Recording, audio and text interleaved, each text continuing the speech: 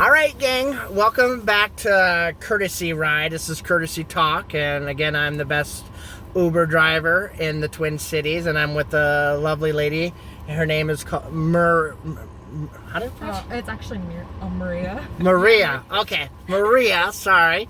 And we're gonna talk about race, and I've talked about this is my 6th episode now, and again, with Maria and myself, we're just talking about, what can we do to keep, stay together? Because obviously the country is completely divided.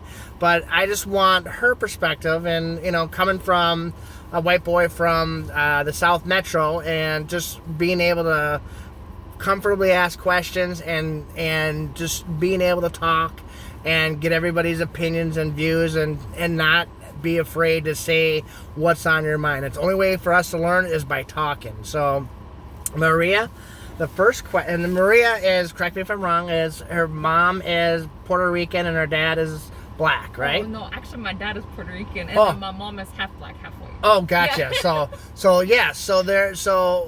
Well, thank you. And then, I guess my first question is this: is with the buzzword right now is Black Lives Matters, and how do you feel about when people say all lives matters, or how do you feel about Black Lives, kind of mixing them together? What are your thoughts on that? I definitely do view like all lives matter, but the Black Lives Matter is just a movement just saying that because a lot of black people are getting killed by police, like there's a lot of lives that are being taken away. So for us, it's really important like to get that across and have people not just view it as we're saying that everybody else's lives don't matter, because that's not the case. But I think it's a little confusing just because it is clearly Black Lives Matter. So in people's heads, like they don't really understand it as much as they should. But that's really my view on it. Yeah, and do you feel, because there's a view out there with the Black Lives Matter movement, because even it says on their website it's like a Marxist group, and then, which I don't think people realize. And so I've talked to a few people that say, I'm by the statement, I agree with the statement, but I don't believe in the group, the Black Lives Matters group. Do you feel that? Are you familiar with that at all? I guess I do, because I do definitely agree with the movement. Yeah. I do feel like there are some people who just kind of view it as it's only Black Lives Matter, and they don't really talk about everybody else's lives. Right. So I do think that's kind of important just for everybody to kind of conversate about. Yeah, that, exactly. It's really confusing when people don't talk and people take it the wrong way. Yeah. So. Yep. And then because again, the big and another big buzzword out there is defunding the cops. And right now, the city of Minneapolis is actually, I think within the next week or so, are thinking about dismantling the cops. What is your thought on that? I do think it is important to a point, because we do have some cops out there that really do not know how to do their jobs correctly. Yeah, and, I agree with that. A respectful way. So I do feel like there does need to be some dismantling. I don't think everybody, like all cops, need to be completely dismantled, because there are good cops out there. It's not just all bad cops. So I do think that it needs to happen, but not for everybody necessarily. Right. So. Yeah. So it's kind of true. What you're saying is get rid of the bad cops. Yeah. Yeah. And I agree with that though too. Is like there's always bad cops though too. Yeah. Now this is kind of another thing though too is, and people are, and again we're just talking though too, is white privilege. And again we're learning what is white privilege. So do you feel, since you're not really, what are your thoughts on white privilege? Well, I do think white privilege definitely exists, and some people do mistreat it. Because I do feel Tell me more. White people, I don't view white people as bad whatsoever. I do think there are some that take their privilege to a whole nother level and don't do it in a way that is a good way necessarily. Right. So I think if people just use their privilege for the right things, because I definitely do believe in that, like using your privilege for the right things instead of the wrong definitely. Things. So I do feel like more people need to be doing that instead of just using their privilege for other things that aren't necessarily, beneficial to everybody else. So. Now, because they say, and help me, educate me, with white privilege, they say, so the darker you are, the the less privilege you have. Is that so? Basically, you're lighter skin, and so, and I'm lighter skin than you, but there's darker people than. So would you have more privilege than the people who are black?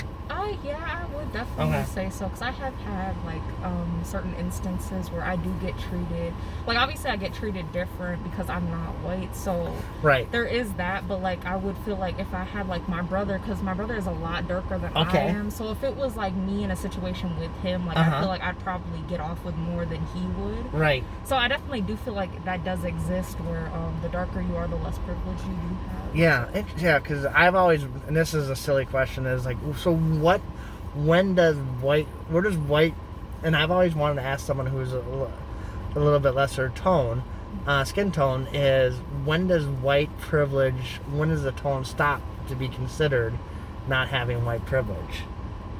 And don't take this the wrong way, and I've actually heard this out there. They said it's the brown, and I don't know, I heard a brown bag paper theory. So if you're lighter than a brown bag, then that's when white privilege begins. Yeah. Does that make sense? Yeah, it makes sense. I do feel like that does happen. Yeah. Because I see like really the lighter you are, and I think actually the bag like is a good analogy to use. Because I mean, the lighter you are, you do definitely have a lot more privilege. So. Yep. So here's I always have a comeback to that. So. Does an albino person have more privilege than me then, because he's whiter than me? That's always a trick question. It's definitely a confusing question. Yeah. I'm sure. Like, because I would kind of see that as you guys having the same amount of privilege, just because, it's still like the same thing. So, yeah, I definitely would see it like that. Now, I appreciate you talking and being, because this is all, again, people are afraid to ask questions and people are afraid to talk, and so this is what we're doing to bring people together. All right, we have to talk. So what's kind of since you're mixed race, my daughter's a mixed race, what do we need to do as a society to bring people together so we can, we're never going to end racism, I understand that, but what do we need to do to bring people together and all colors together and see us as one? I think that everybody just really needs to be treated with the same amount of respect, and like just to see race as not really a color, because underneath we're all the same. Like it doesn't really make us different just because of different skin colors. So I do feel like people definitely need to educate themselves more, and really like respect other people. So kind of like what Martin Luther King said, like don't judge a man by the color of his skin, but judge a man by the content of his character. Yeah, definitely. Yep. And so. And then I guess what's the biggest myth for you since you're mixed? Is that the right way to say it? Yeah. Yeah. What's the biggest myth that you face that people kind of, for you, for your skin tone or your, I don't know what to say, but just for being mixed, I guess. I guess a lot of people so I do look Hispanic. Like a lot of people. I did that. I'm like, are you Hispanic? Oh yeah. Yeah, a whole lot of people do that because I think I do look Hispanic. Yeah. So when people come up to me, like I was at work one day, and this lady came up to me and she's like it was a black lady. Yeah. I'm sure she meant no offense, but I did kind of get offended a little bit. She was like, oh, do you know how to make tamales? And I'm kind of looking at her like, tamales? Like I've never made those before, I'm like, I don't really know, what you're supposed to put in it and stuff. And she's like, oh, you've never made them? Like, just because I'm Hispanic, like, I know how to do that. Or, like, a lot of people will come up to me and be like, they'll ask me if I speak Spanish. And I actually don't speak Spanish. I only speak a little bit. So, I'm like, I have to tell people, I'm like, just because I'm Hispanic doesn't mean I speak Spanish. Right. Like, and you're not even, and you are, Mm-hmm. So that's definitely probably the biggest thing I get the most from people is kind of like just, viewing me different because I'm Hispanic that doesn't speak Spanish and like doesn't make Hispanic food. So. Oh wow, that's hilarious. And speaking of food, this is how nice Maria is. She's making dinner for her mother tonight, and because her mother has been working the late shift, and so I just want to thank you, Maria, for taking the time just to talk, and hopefully, again, we just need to talk. Let's talk about race and not be afraid to talk about it. That's the only way we're going to come together, folks. I appreciate your time, Maria. You are the best and sweetest girl and you rock. So everybody stay safe and sound out there. Again, this is coming from the best Uber driver in the Twin Cities. Thanks again. Bye.